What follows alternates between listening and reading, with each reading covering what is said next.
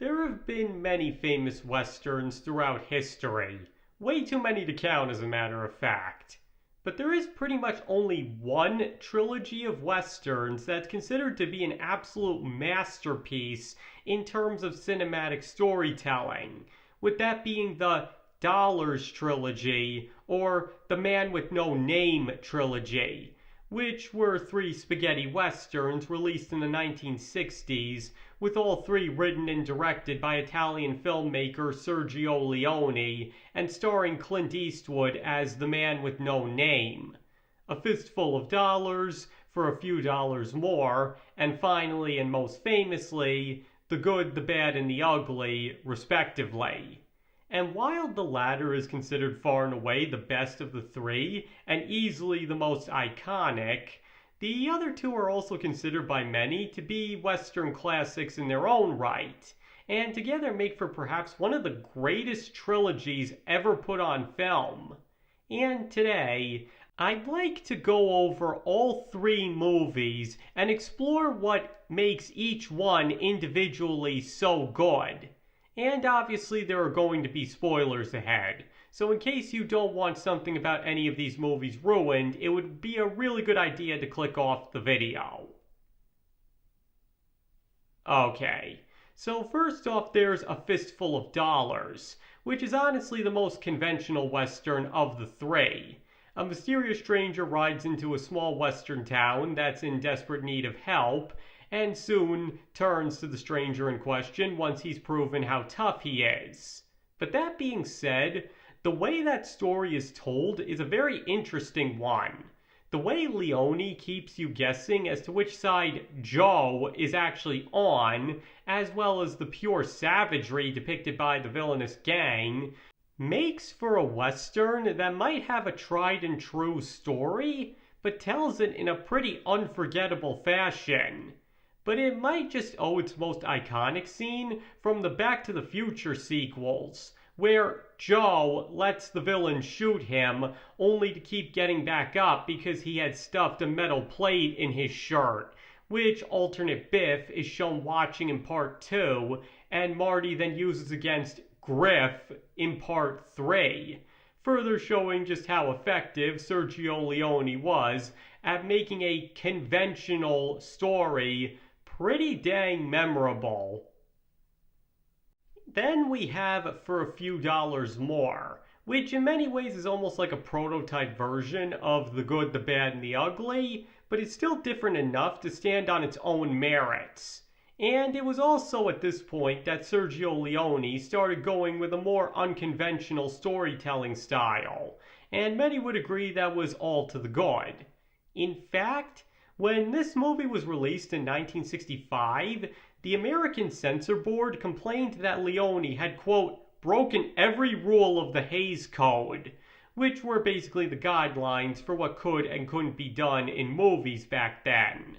But because he was based in Europe, Leone didn't have to worry about the code, and had broken all of those rules unintentionally simply to tell the story he wanted to tell, which just shows how innovative he really was.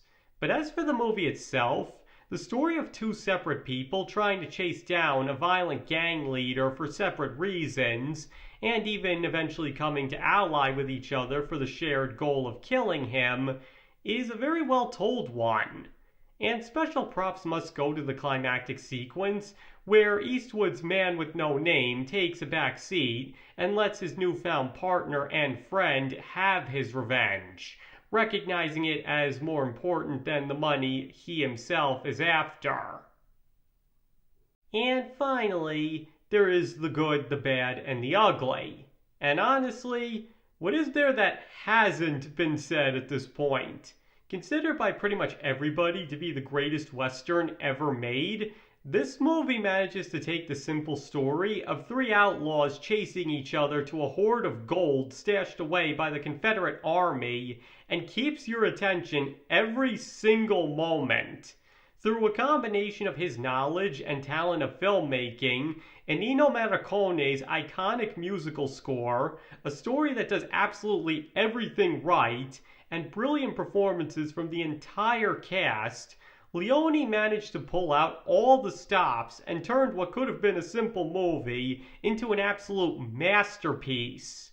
And if you want proof of that, look no further than the final showdown between the titular good, bad, and ugly characters. From the moment it starts to the moment it ends, goes on for almost 10 minutes, but mostly due to Ennio Morricone's score doing a perfect job of building tension. It makes for the perfect build-up to a climax that everybody is praying will play out the way it does, but is left just enough doubt to leave you wondering what will happen. And what's even more impressive is, even on repeat viewings when one knows what's going to happen, none of that tension and build-up is lost either. And also, the chemistry between Clint Eastwood and Eli Wallach is perfect. Going from allies to bitter enemies to allies again, the two play perfectly off each other, and one can't help but feel that they do genuinely like and care for each other, even as their uneasy alliance leaves one guessing the whole time how it'll play out. Even in the end, they're pretty much able to walk away acknowledging the other as a worthy friend, if in their own messed up way, of course. The point is, just like for a few dollars more, it's not exactly a conventional story, but Sergio Leone makes it work in part for that exact reason.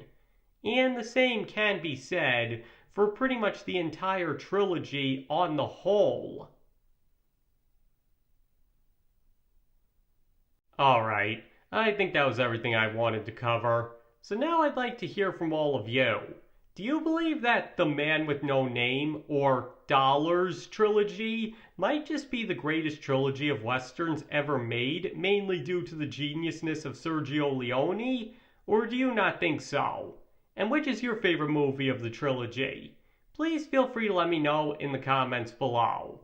And like always, you're entitled to your own opinion on this subject, and you're in no way obligated to agree with anything I said just because you watched this video. And thank you all for watching. It is all greatly appreciated, and I hope to see you all next time.